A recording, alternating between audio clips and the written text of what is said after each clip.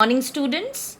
Today I will be explaining the last part of chapter 1, that is life-giving cycles.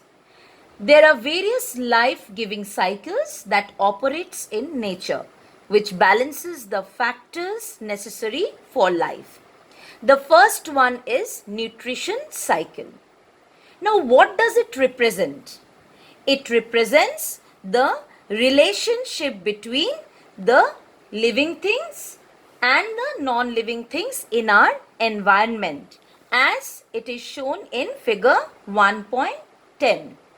It shows how all living things on earth are interdependent on each other and they operate through the food chain and other processes like photosynthesis, transpiration, respiration, etc. Now let me explain how this nutrition cycle works. We all know that living things are divided into producers, consumers and decomposers. We need to know who are the producers, consumers and decomposers.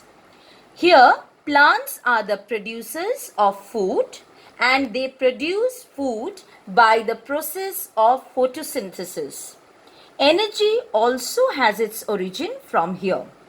Then there are different categories of consumers, which includes herbivores and carnivores, and both are dependent on producers.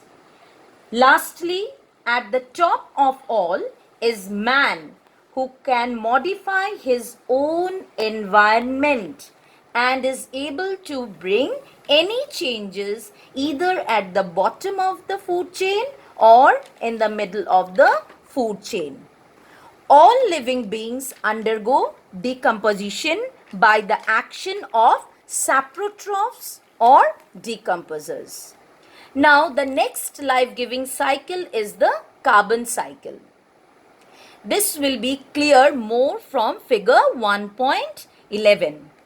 We all know that carbon serves as the basic raw material of all life and all the living things contain carbon. Now where do we find carbon? It is present in the atmosphere in the form of carbon dioxide. So we can say that atmosphere is the major reservoir of carbon.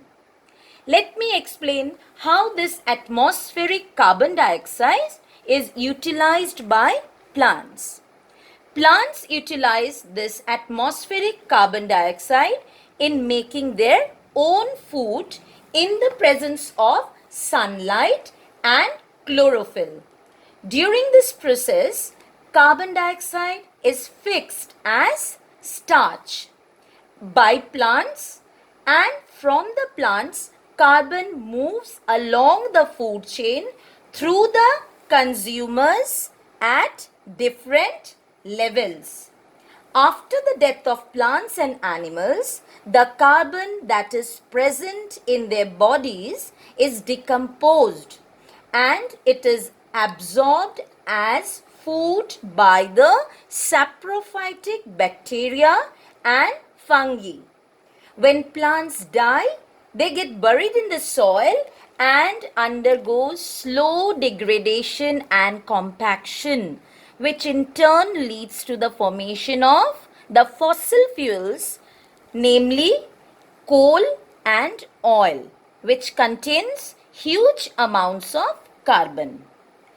Now during respiration, what happens exactly? Plants, animals and humans, they use atmospheric oxygen and release carbon dioxide back into the atmosphere.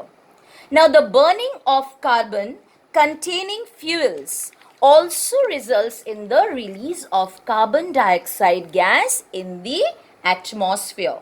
Thus, we can say that carbon from the carbon dioxide, first it is taken by the green plants from the environment through the process of photosynthesis, and then it is again returned back to the environment through respiration, decomposition, and by burning of fuels.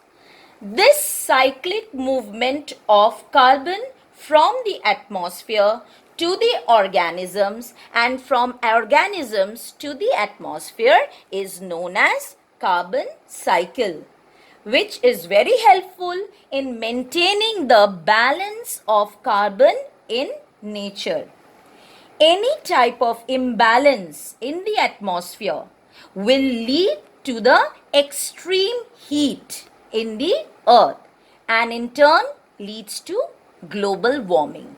What is global warming? The rise in average mean temperature of the earth and the excess use of gases that produce undue heat as well as global warming. It should be avoided for maintaining a healthy atmosphere. Now, the next cycle is the nitrogen cycle. We all know atmosphere is the largest storehouse of free nitrogen, about 78% approximately. Now, how this nitrogen is useful to plants and animals? First, let's see the plants. Plants take nitrogen from the soil in the form of nitrates, and animals obtain nitrogen by eating plants or animals which eat plants. This nitrogen is again returned to the soil through manure, excreta, and earthly remains of plants and animals as well as the microorganisms. Lastly, we have the oxygen cycle, very important life-giving cycles. Now, all the living things need oxygen and it is taken by them from the atmosphere, as atmosphere consists of 21% of oxygen gas. How this oxygen is utilized by living things? They use it to release energy from the food they eat. Oxygen is also used together with carbon, hydrogen and nitrogen and builds up new molecules in their bodies. This oxygen is again released back into the atmosphere by the green plants in the process of making food by the photosynthesis process, and also by plants and animals as part of carbon dioxide. All the above mentioned cycles are nature's mechanisms to maintain a balance in the ecosystem. With this, I come to the end of chapter 1.